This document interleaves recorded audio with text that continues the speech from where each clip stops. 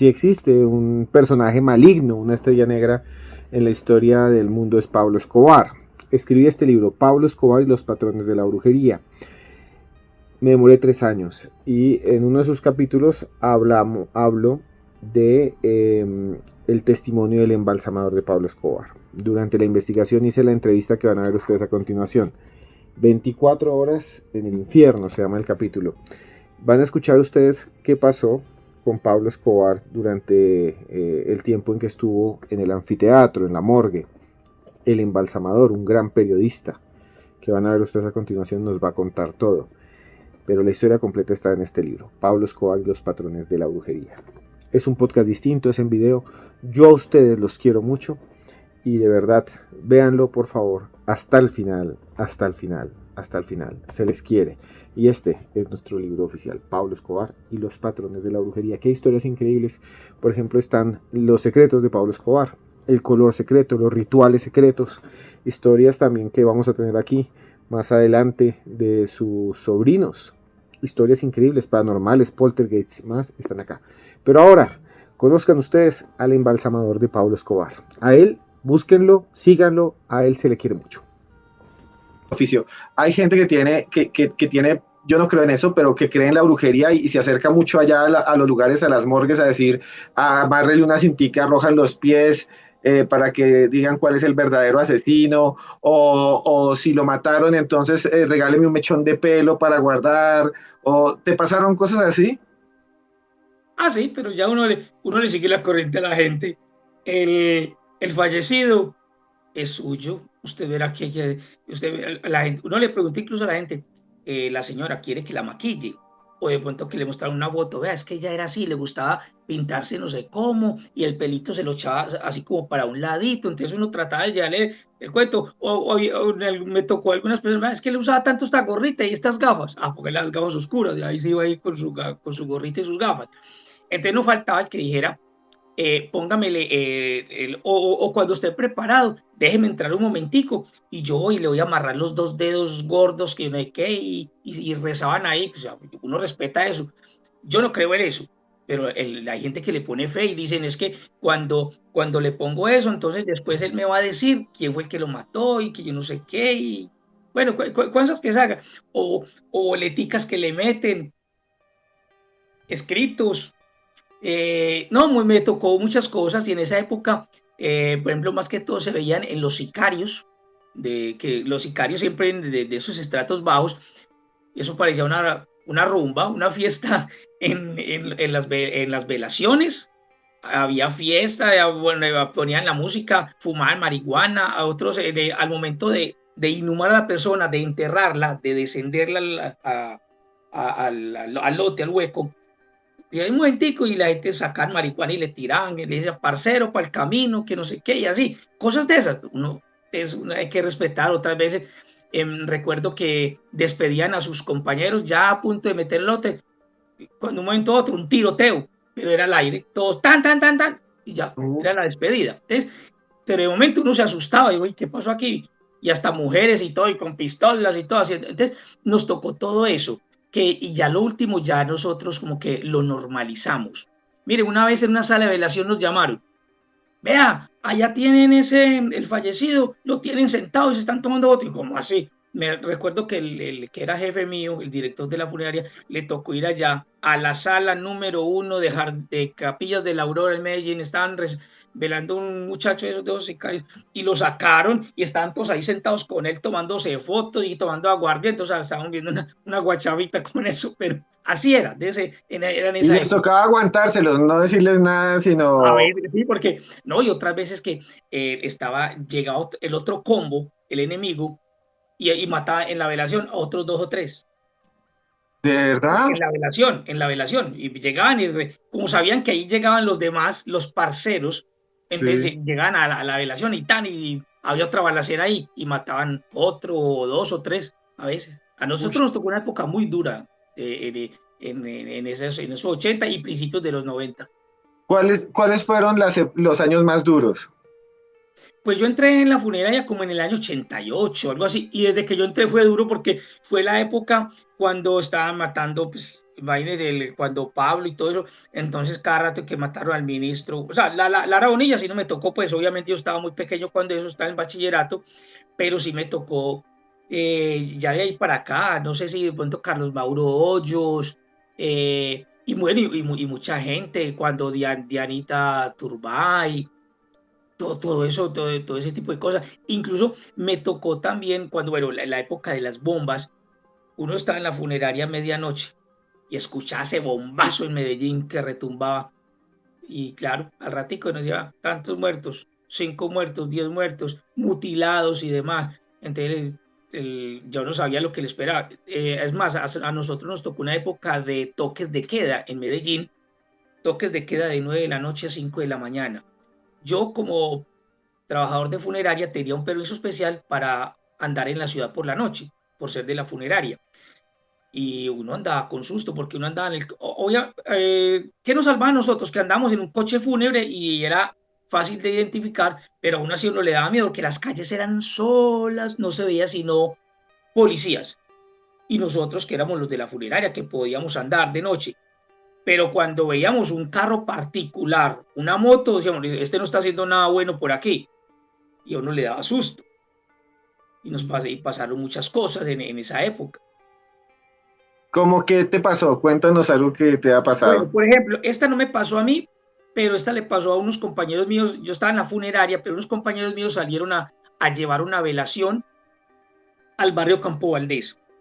Cuando ya venían del barrio Campo Valdés, ahí pasando el parque, había un retén de la policía. Ellos pasaron porque, coche fúnebre, siga. Pero 2 cuadras más adelante, como que venía un carro con unos tipos, quién sabe quiénes eran, y cuando vieron el retén, se le atravesaron al carro de la funeraria, ellos dicen que con unos changones, los hicieron bajar, los tiraron al piso, ellos pensaban que los iban a matar, no vayan a mirar, y era para volarse en el carro de la funeraria, que era lo más fácil para volarse, porque la policía estaba ya a una cuadra. Entonces se volaron en ese carro, ellos ahí tirados, cuando vieron que el carro se fue, corrieron donde la policía. Bueno, el caso es que el carro apareció al otro día por la mañana, por allá arriba en Las Palmas. Pero mis compañeros pensaron que los iban a matar allí. Eran unos muchachos que aprovechaban el coche fúnebre para escaparse en él. Cosas Uy, qué así. fuerte. Sí. ¿Qué fue? Y digamos en esa época, claro, tú trabajabas en eso y te das cuenta del nivel de violencia de la ciudad. Llegaba mucha gente joven, es diferente arreglar un cuerpo de muerte violenta que uno de muerte natural. Sí, totalmente, claro, porque cuando es muerte natural, digamos si es una muerte natural y es una persona que la van a velar un rato o de un día para otro, se le hace una preparación más sencilla. O si es delgada, porque si es bien obesa, las personas entre más obesas, más líquidos, más gases, más tiende a descomponerse. Entonces tiene otro tipo de preparación. Te estoy hablando de muertes naturales, pero cuando son muertes violentas, primero tienen que ir a medicina legal o a anfiteatro para que los médicos forenses le practiquen la necropsia o autopsia, que ya es diferente, donde tienen que deviscerar, sacar la masa encefálica y demás, todo eso que a veces nos toca hacerlo a nosotros también. Pero porque usted sabe que ya con eso los médicos legistas pues determinan realmente, digamos, si a una persona le dieron 10 tiros, pero uno fue el mortal. Ellos ahí determinan cuál fue, determinan la expectativa de vida que tenía esa persona, cuántos tiempo iría a durar normalmente, o sea, una cantidad de cosas, pero por eso la muerte natural y la violenta son preparaciones diferentes.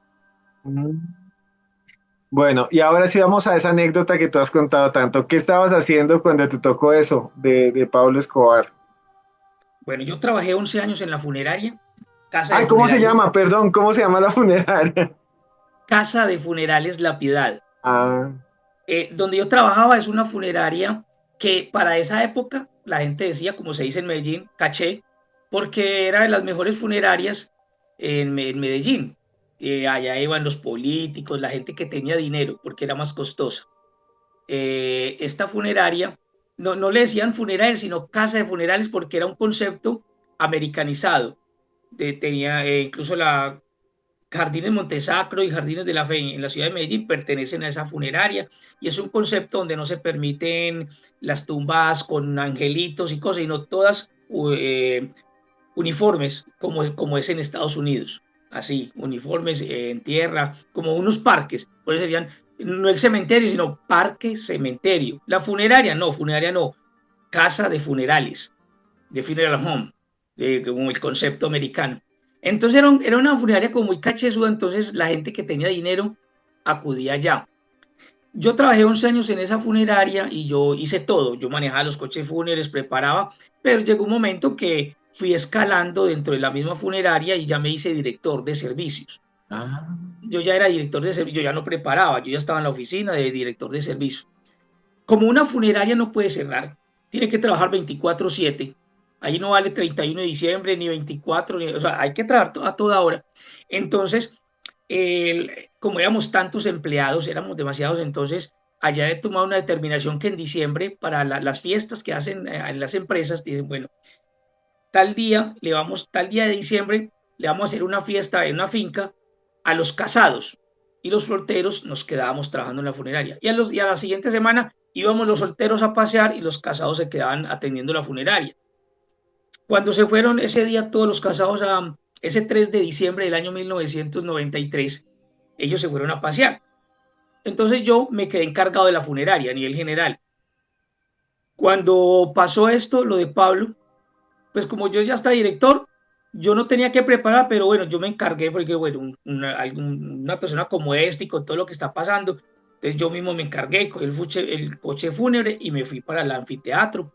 Estaba eso lleno de coches fúnebres allá porque todos querían prestar ese servicio, porque en cierta forma da reconocimiento, usted sabe. Entonces, estando allá, al rato salió la hermana de Pablo, doña Marina, y y ella dijo, no, el que ha prestado el servicio es La Piedad, porque resulta que la familia Escobar y los Urquijo, ellos son familia, los Urquijo, tenían muchos servicios exequiales en prenecesidad, lo que llama la previsión, o sea, Ya entierros habían que se pagado. cobran ya pagos, correcto. Entonces tenían los títulos, que en esa época llegaba la gente y decía, yo tengo este título.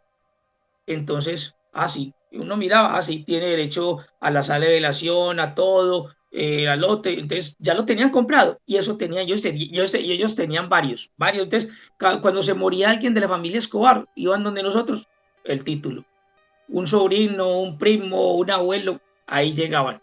Entonces cuando lo de Pablo, también fue lo mismo, no es casa de funeral La Piedad la que va a prestar el servicio, entonces ya entré yo y ahí comenzaron las 24 horas que pasé junto a Pablo Escobar.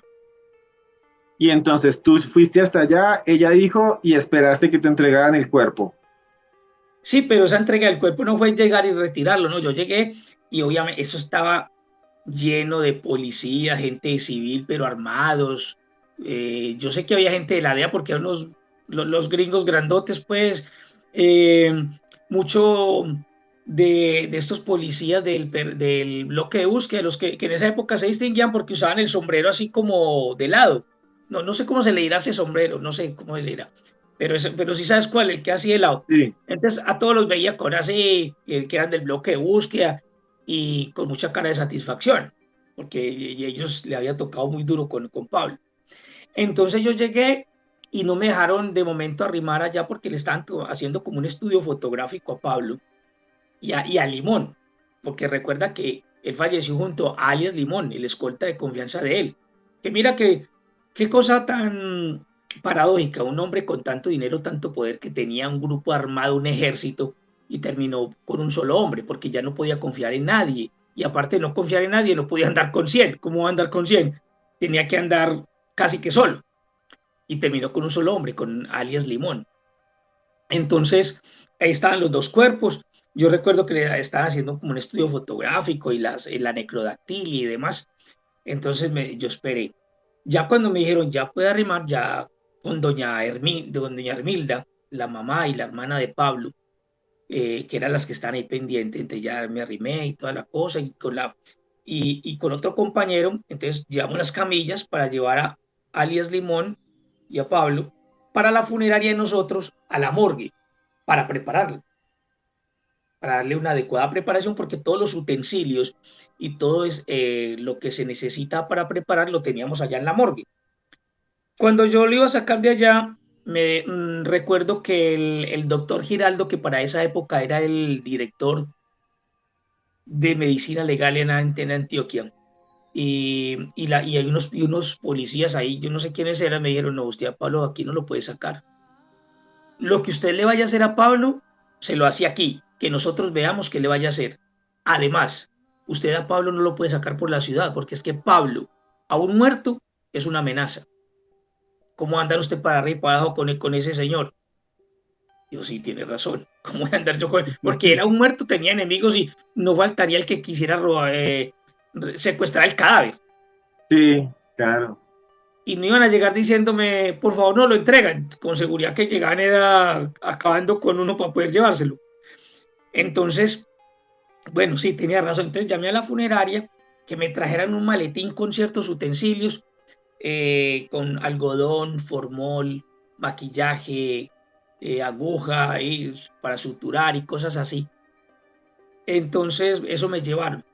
Yo le hice una preparación a Pablo, pues, si se puede decir preparación, porque es que yo no le pude hacer una adecuada preparación a Pablo, porque todo fue bajo presión de las personas y del tiempo, que me decían, ya, rápido, hágale lo que vaya a hacer y eso es lo para velación. Entonces yo haciendo todo contra reloj y no es lo mismo uno estar preparando un cuerpo y haciéndole cosas y maquillando y de todo y metiendo algodón y la mamá ahí al lado viendo, la hermana, pues no, la policía, todos pendientes de que no es lo mismo. ¿Estaban todos Entonces, ellos ahí al lado suyo? sí, todos alrededor mío, allá mismo en el anfiteatro. Entonces, no crea, eso es presión. Uno no hace las cosas lo mismo. No, porque el amor que está uno solito haciendo sus cosas. Con todos los utensilios, con todo, pero allá yo solo, yo con todos alrededor y presionando Ush. que rápido, no fue lo mismo. Por eso, Pablo, al día siguiente, estaba descompuesto, olía maluco. Está podrido, para decirlo abiertamente. Y una pregunta que te iba a hacer, y cuando tenías allá a la mamá, a la hermana, a los policías, debe haber sido muy tenso, ¿no? Entre ellos no se decían cosas o algo así. Sí. Por cierto, ellos como tenían esas caras de satisfacción y la familia la cara de tristeza, ellos, claro, ellos estando allí con su ser querido, que para ellos era el angelito, el más bueno del mundo, y estar aquí el otro que decía, matamos a lo peor, la peor escoria, la rata más grande del mundo. Entonces, imagínate esos dos grupos allí. Estos con la cara de satisfacción y estos llorando. Y ellos alrededor, como victoriosos. Llegó un momento en que yo recuerdo que la hermana de Pablo, él tiene varias hermanas, doña Luz María, doña Marina y bueno, otros, pero recuerdo mucho a Marina, porque qué señora tan brava, pero brava. No era calmadita como las otras, esta era como brava y todavía como con el ímpetu del poder. Como decimos ahora, usted no sabe quién soy yo. Entonces, la señora todavía hacía valer porque imagínate, la hermana de Pablo Escobar, así estuviese muerto, pero ella decía, yo soy mi hermano Pablo Escobar y tal cosa. Entonces, llegó un momento, la señora muy, incluso con palabras soeces y demás, llegó un momento en que le gritó a todos esos policías, les dijo manada de hijuetanta, les dijo de todo, se retiran de acá, ya lo mataron, ya, y lo que sea, y ya lograron lo que querían, se van de aquí, respeten, que la vieron tan brava que ellos se retiraron, pero unos metros, ellos seguían ahí, póngale, es que ellos estaban al pie, se retiraron por, diga usted, 8 o 10 metros allá, pero seguía todo ese grupo de policías todos alrededor, y nos dejaron a nosotros ya entre comillas, en más intimidad, pero igual ellos están alrededor allá a los 8 o 10 metros. Pero recuerdo que ya les habló fuerte, los gritó, los desafió y los hizo retirar. Ese momento tenso, sí. Ahora que me preguntas eso, ese momento fue bien tenso. ¿Y tú tenías algún ayudante o te tocó solo ahí? No, yo solo, porque no, yo tenía otro compañero, pero mientras yo preparaba a Pablo, mi otro compañero preparaba a alias Limón. Por cierto, Mm. fuimos en 2 coches fúnebres y yo llevé a Pablo con la mamá al lado. La mamá iba al lado mío y Pablo atrás. Y en el otro coche fúnebre atrás iba mi compañero Gustavo. Vea, mire qué casualidad. El compañero que preparó a alias Limón se llama, porque todavía vive, se llama Gustavo Gaviria, igual que Ah, el primo de Pablo. Se llama Gustavo Gaviria. Y Gustavo Gaviria fue el que preparó a alias Limón y él venía detrás, le eran los 2 coches fúnebres. Te cuento que, bueno, mucha tensión y toda la cuestión, no le hice una preparación adecuada, fue medio le eché formol, lo maquillé, le taponé las heridas, que por cierto en ese momento yo decía, este hombre tan poderoso que nadie lo contrariaba, nadie lo quería tocar, pues me imagino que los únicos que le tocaba la cara era la esposa y la hija de él. Y yo tocando de la cara, o sea, yo era preparándole y pensando eso, yo, él está aquí dándole cachetaditas y metiéndole algodón a este hombre. Y obviamente la curiosidad, yo lo miraba, yo era preparándolo y mirándolo a ver si era el que mostraran en los letreros de Se Busca. Y entonces uno va mirando todo eso. En esa época, como no había celular, yo no había forma de tomar una fotico ni nada.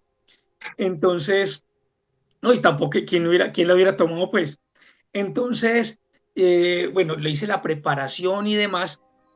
Y cuando terminé, pues, disque de prepararlo, que eso no fue una buena preparación, ya lo vestí. Ah, por cierto, me dijeron de la ropa. Yo le pregunté a doña Armilda, ¿qué ropa le vamos a poner a su hijo?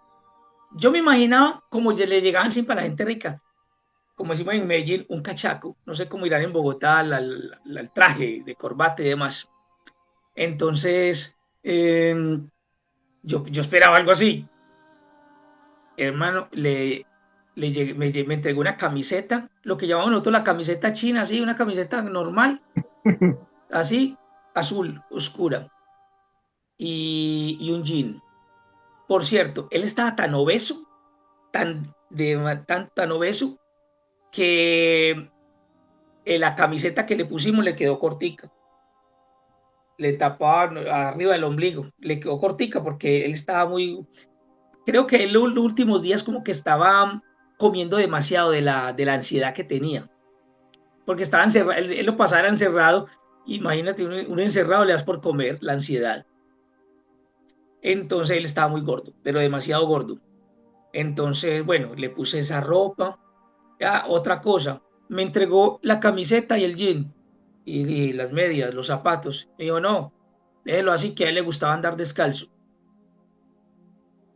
Ok, le gustaba andar descalzo. Y eso es verdad, porque ya he escuchado testimonios de otras personas que dicen que él allá en la prisión de la catedral, él le gustaba irse a caminar solo y todo le respetaban eso, a caminar por la cancha de donde jugaban, donde jugaban fútbol. Él se iba a caminar por ahí descalzo, como a pensar, como a meditar, pero descalzo. Entonces eso sí es verdad. Y también las joyas, uno creería que si hay con un Rolex, qué sé yo, ella decía no, él no usaba joyas, él no le gustaba esas cosas. De pronto usaba un reloj no más, pero él no usaba nada y le gustaba andar descalzo. Déjelo así, que a él le gustaba así. Y así se fue Pablo, descalzo, con un jean y una camiseta cortica, así tal cual. Cuando ya lo iba a llevar para la velación, el parque cementerio donde lo velamos, porque allá se enterró, allá se inhumó y allá mismo se veló. Queda por ahí, diga usted, del anfiteatro, en esa época que no había trancones, año 93, imagínate, no había trancones y ya era de noche, no había tanto semáforo, uno se podía tardar, diga usted, 20 minutos yendo allá, del anfiteatro al parque cementerio. Pues yo fui en 15, porque me fui rápido por lo que te voy a contar. Imagínate que cuando yo iba a salir, ya la policía se me acercó, bueno, ya lo va a llevar, bueno, le vamos a prestar seguridad. Entonces me dijeron, bueno, le vamos a prestar seguridad, lo vamos a escoltar, lo vamos a escoltar. Entonces yo iba tranquilo porque me iban a escoltar, yo iba tranquilo por ese lado.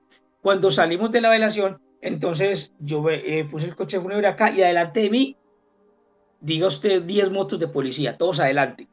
y detrás de mí más motos y carros de policía. Yo iba tranquilo, ya me van a escoltar, porque ya tenía susto con lo que me habían dicho, usted lleva un peligro ahí. Entonces salimos y escoltado, y afuera del anfiteatro está centenares de personas ovacionando a Pablo, como si fuera pues un jugador de fútbol, qué sé yo, Pablo, Pablo, se vive, se siente, Pablo está presente, y Pablo, Pablo, todo el mundo. Entonces salí en ese tumulto de personas y salí. Y como a las 2 cuadras de haber salido, todos los policías se abrieron, todo, y me vi solo, me dejaron solo. No, en serio. Me dejaron solo, pero después yo me puse a pensar, tienes razón, ya ellos ya habían acabado con él o lo que fuera, ya Pablo no existía, para que ellos le iban a escoltar. A ellos seguirse arriesgando cuando la situación estaba bien peligrosa en Medellín en esa época, ellos seguirse arriesgando por una persona que les había hecho tanto daño, lo dejaron solo. Entonces me dejaron solo y yo iba, te imagínate yo con la clase de personajes que iba yo en ese carro, yo aquí manejando el coche fúnebre y aquí al lado mío doña Armilda, la mamá de Pablo, y atrás el mismísimo Pablo, y más atrás en el otro coche fúnebre, alias Limón. A mí me dio, ahí sí sentí susto, sentí un pánico. Yo agarré por toda la autopista sur y yo llegué en 15 minutos, llegué allá a Montesacro, que eso se demoraba más, porque yo le di a lo que daba ese carro y recuerdo que la mamá de Pablo en una tranquilidad, en una paz, hablando con esa calma. Por todo el camino se fue hablándome maravillas de Pablo, de San Pablo. De San Pablo hacía milagros, porque ella me decía que Pablo era bueno, que desde pequeñito, que era un buen muchacho, que era que le tenían envidia, que fue las autoridades lo que lo volvieron malo. Bueno, casi me convence que era un santo, de ahí para arriba. Entonces, pues, claro, era la mamá, tenía que hablar bien de él. Entonces se fue echándome cuentos de Pablo por todo el camino. Llegamos allá, eran ya por ahí las 7 de la noche, 7:30, el parque cementerio solo, oscuro. Entramos, una sala de velación pequeñita y ahí lo pusimos en velación. No estábamos sino doña Almilda, la hermana y 3, 4 familiares. Lo pusimos en velación y poco a poco iban llegando familiares. En medio de la oscuridad allí iban llegando familiares.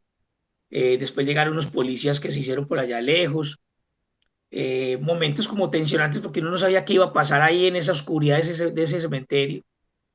Y bueno, así transcurrió la noche. Llegó un momento que yo dije, bueno, yo ya cumplí mi labor, hasta luego, ahí les queda. Entonces, como ya me tenían como cierta confianza y como con otros familiares que ya habíamos atendido, me dijeron, no, quédese con nosotros porque si necesitamos algo que sea a través de usted. Y por eso es que yo me quedé toda la noche y al otro día, todo el día hasta que se enterró. Por eso yo pasé 24 horas al lado del cuerpo de Pablo. ¿Y qué más te contaba? ¿Qué historias te contaba la mamá? Así que recuerdes. Ah, no, ella decía que Pablo cuando estaba pequeñito, que es que él le decía, yo voy a conseguir plata y la voy a poner a usted a vivir muy bueno. Es que, y la mamá decía, que él decía, es que espela y velá. Así es que espela y velá. Que sí, decía, ya ves que Pablito le decía ahí chiquito, cuando estaba chiquito, que espela y velá, que yo le voy a dar a usted de todo. Y va a ser espela y velá en lo que terminó. Entonces, no, ella hablaba maravillas de él. Recuerdo que como a la medianoche, porque fueron llegando periodistas, pero no llegaban a la sala de la acción, sino que se quedaban por allá. Una de las periodistas, recuerdo que era como de RCN, me llamó y me dijo, porque como veían que yo era el que llevaba y traía y las razones y todo, entonces me dijo, vea, dígale a doña Armilda que si nos atiende, que queremos hablar con ella. Doña Armilda, que los periodistas quieren hablar con usted. Ah, que vengan. Cuando ellos llegaron, recuerdo que la señora se sentó en una sillita que había en un corredor y los periodistas todos se sentaron en el suelo, como cuando una maestra está dando clase a unos niños, algo así, para que te des cuenta o menos cómo fue la escena, y todos le hacían preguntas, pero todo como desde la cordialidad, como doña Armida, ¿y qué? ¿Cómo fue la infancia de Pablo? ¿Y esto? ¿Y usted qué hacía? Ah, que yo fui maestra, sí. Y entablaron un diálogo ahí, más de media hora estuvieron hablando y los periodistas, después ellos se alejaron, pero no entraron a tomar fotos ni nada, sino entraron y se fueron. Pero, y así transcurrió la noche. Pero ya al día siguiente, ya sí se formó el descontrol, porque mucha gente quería ver a Pablo. Entonces empezaron a llegar personas, pero se quedan allá esperando ahí de lejitos, porque les da miedo arrimar, pues por respeto a la familia y demás. Pero fueron llegando 100, 200, 300, 1000 y al último era una fila interminable por todo, desde el cementerio hasta afuera, la autopista, de cuadras, tuvo que llegar la policía, ejército, soldados de la Cuarta Brigada a organizar porque era demasiada las personas, todos queriendo ver a Pablo. Entonces la mamá dijo, bueno, que lo vean. Y se organizó una fila para que lo fueran viendo y la gente iba viendo. Pero al último se volvió eso incontrolable, entonces dijeron, ya no más. Y cerramos las puertas y todo. Pero la gente empezó a golparse y en lo último tumbaron puertas, quebraron vidrieras y entraron y cogieron el cuerpo de Pablo, el ataúd, y se lo llevaron. O sea, como que, ¿qué digo ¿La yo? gente lo cogió y se lo llevó? Sí, y se equivocaron porque eran dos cofres igualitos y se llevaron Juan alias Limón. Entonces, cuando se dieron cuenta que no era alias Limón, lo pusieron en el suelo y fueron otra vez por Pablo. Pero ellos no pretendían secuestrarlo, ni mucho menos. Eran muchachos como de un barrio que estaban tapados con las camisetas así. Pero era para llevarlo allá a contiguo a la sala de velación, a la capilla. Porque ellos decían, queremos despedir el patrón, así decían.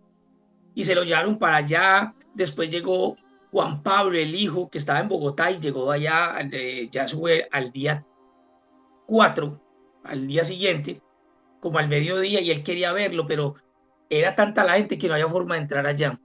Y él no lo vio, no lo pudo ver, porque no había forma de entrar. Y estos muchachos ya querían devolver el cuerpo, pero era tanta la gente que no había forma de penetrar. Entonces yo, como podía, entraba allá y decía, vea, que devuelvan el cuerpo, la familia ya lo vieron, que lo devuelvan. Entonces ya ellos decían, pero ¿cómo hacemos? Mire esta gente aquí, no lo deja sacar.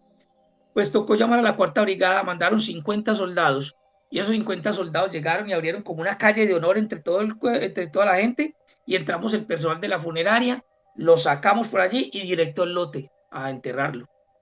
Así fue que terminó eso, porque era demasiadas las personas. Y una vez fueron, ya tenían el hueco hecho todo. Ya estaba todo listo, ya al atardecer, tipo 4 o 5 de la tarde. Y ya se hizo la inhumación en medio de mucho alboroto. Vos has visto los videos que era demasiadas personas y el ejército a un lado y doña Arbilda ahí. Así fue que terminó eso. Pero sí hubo momentos tensionantes, como te digo, cuando quebraron las vidrieras. Es más, una puerta que la estaban empujando, una puerta de madera grande, y varios soldados estaban así, recuerdo, con sus fusiles así teniendo varios. Y fue tanta la gente que tumbaron la puerta y pasaron por encima de los soldados. Y como a 2 soldados se los llevaron heridos, aporreados. Uy, cuando Sí, no, entraron a sacar los cuerpos. exacto, sí. Entonces, mira que allá sucedieron muchas cosas. Y eso era lo que yo siempre tenía aquí guardado, yo nunca le contaba a nadie. Pero yo resulté contando esto porque yo trabajaba en 2016 en Teleantioquia, yo estaba allá de presentador. Yo hacía un programa allá que se llamaba 5 minutos de fama. Entonces, yo estando allá, conocí a Ramiro Meneses, que estuvo también haciendo un trabajo allá, y una vez me puse a hablar con Ramiro y empecé a contarle esta historia. De un momento a otro, Ramiro me dijo, pare, no lo quiero oír más. Y yo le dije, ¿qué te pasó? ¿No te gustó la historia? Y yo, no, al contrario, me gustó mucho esa historia. Pero si resulta algo por ahí en televisión, usted va a decir que yo le robé su idea. Usted que es periodista, escriban.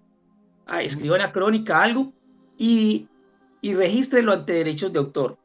Porque en Colombia roban de todo, hasta ideas. Así me dijo. A mí no me olvida eso. En Colombia roban de todo, hasta ideas. Entonces eso hice, escribí una crónica, la registré ante derechos de autor y demás. Y ahí fue donde comenzó. Entonces ya María Elvira Arango me llamó de Los Informantes y otros, y ya de Estados Unidos y de España y demás. Y ahí fue donde terminé pues como haciendo todo esto. Pero ya ahí fue donde yo dije, yo toqué no solamente pues como lo anecdótico, y a veces la gente, mire que tanta ridiculez es que a veces aquí en Estados Unidos uno cuenta a algún país, más que todos los gringos, sí, yo fui el que hice esto. ¿Cómo? Me quiero tomar una foto contigo. Yo no, yo no soy como así. Entonces, si ves hasta dónde llega la estupidez, hay que decirlo, la estupidez de la gente venerando a un hombre como este. Y yo no, yo no soy ningún héroe de nada. A mí dígame que que me reconoce porque yo ya presentaba allá o en el noticiero, qué sé yo, pero que por eso, que porque preparé a Pablo, no. Pero lastimosamente el hombre, a pesar de que ya cumplió 31 años de fallecido, hasta es más conocido que los mismos personajes buenos de nuestro país, lastimosamente. Entonces, la reflexión que yo siempre trato de hacer en las entrevistas es eso, de que un hombre con tanto dinero, con tanto poder, no fue capaz de sostenerse en esta vida. Igual, cayó, como decía la propaganda en esa época, no sé si tú recuerdas cuando decía, se busca Pablo Escobar, recompensa tanto, y al último hay una frasecita que decía, también caerán. Y efectivamente, todos han caído. El mismísimo Pablo, los Rodríguez y el Chapo Guzmán y todos, por más poder que tengan, todos han caído. Esa frasecita es muy cierta, también caerán. Entonces, la reflexión mía es esa, que Pablo con su poder y demás, y mire, cayó y no tenía tanto dinero cuando murió, no tenía tanto dinero como lo tuvo en su momento. Entonces, que delinquir no paga. Pues frases que ya son conocidas, pero que hay que repetirlas. Delinquir no paga, no vale la pena. Entonces yo siempre como termino en esa reflexión y precisamente por esas reflexiones de que ese no es el camino, que Pablo es un personaje nefasto para la historia de nuestro país, que hay que hablar porque la historia se compone de lo bueno, de lo malo y de lo feo, y hay que hablar, así como hablamos de Cochise Rodríguez y hablamos de Juanes y de Shakira, también hay que hablar lastimosamente de Pablo porque hace parte de nuestra historia, como hay que hablar de las FARC, el ELN y las autodefensas. De todo eso hace parte de la historia, pero no venerar ese tipo de personajes, que eso es lo que yo hago ahí. Y precisamente por decir eso, recibí amenazas y demás, porque periodista y fue tantas, usted sabe que en Colombia queremos a Pablo, nos dio casa, mercados, y realmente usted sabe que él hizo un barrio, y si le regaló casa a una señora, esa señora no va a hablar mal de él, lo alumbra como un santo. Entonces recibí como amenazas y demás, y bueno, y ya todo eso se fue encaminando y es parte de la historia por la que estoy aquí también asilado. Te iba a preguntar dos cosas sobre eso. ¿Cómo pasaste de ser tanatólogo a convertirte en periodista de Teleantioquia? Esa parte nos faltó. Ve, lo que pasa es que yo trabajando, al mismo tiempo que yo trabajaba en la funeraria, como a mí me gustaban las comunicaciones, yo comencé estudiando locución, una técnica de 2 años en locución en radio y televisión. Y trabajé al mismo tiempo que estaba en la funeraria, trabajaba en Todelar. En esas emisoras, en esa época existía Todelar Estéreo, trabajé en el Trabuco Deportivo de Todelar, de deportes. Y bueno, cosas así me fui metiendo en la radio. Pero después ya me fui metiendo en la televisión. Y yo también estudié Derecho, aunque nunca he litigado, pero ya después ya fue que estudié. Entonces, la experiencia que he tenido en los medios de comunicación y que yo trabajaba en Teleantioquia como presentador en Telemedellín y luego volví a Teleantioquia, luego a Telemedellín, en los noticieros, me fui metiendo y toda esa experiencia y me pidieron también que los certificados de derecho y lo que hice en radio, en televisión, los años de experiencia. Entonces el CPC, el Círculo de Periodistas de Colombia, me otorgó el título de comunicador social periodista por toda esa experiencia, por todo lo que he hecho. Entonces, por eso es que yo siempre he trabajado en Teleantioquia, en Telemedellín, en los noticieros, en la presentación de estos programas y demás. Por eso es que terminé trabajando en los medios y eso es lo que me ha gustado a mí siempre. Y me puedes decir dos o tres programas que tú hiciste que te encantan, que dijiste, uy, qué bueno, trabajé aquí muy chévere como presentador. Vea, me gustó mucho trabajar con el programa 5 Minutos de Fama porque era un programa que se le daba la oportunidad a los nuevos talentos sin cobrarles nada.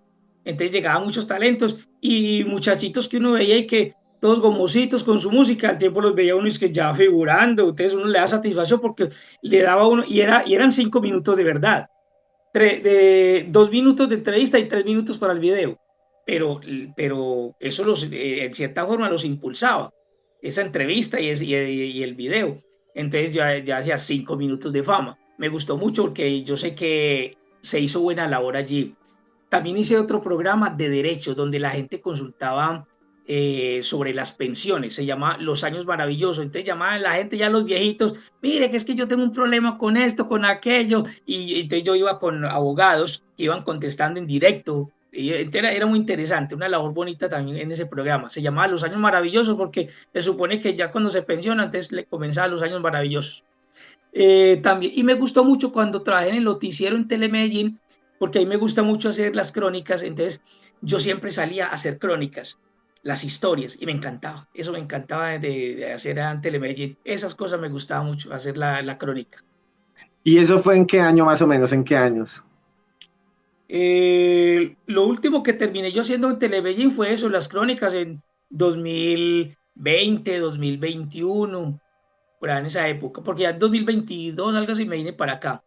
Y ya los otros programas fue por allá en 2018, 2016. En Telemedellín también trabajé en el año 2002. Ahí también hice otro programa sobre salsa y son y bolero, en el año 2002. Y también trabajaba en el noticiero haciendo crónicas.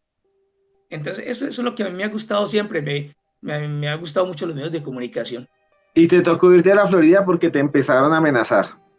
Sí, obviamente también la situación en Colombia, ya hay uno queriendo cambiar, pero también eso es de la amenaza, entonces me vino que ya, porque yo dije, a ver, eso es como amenaza, y la amenaza telefónica, y fuera de eso, mucha amenaza escrito.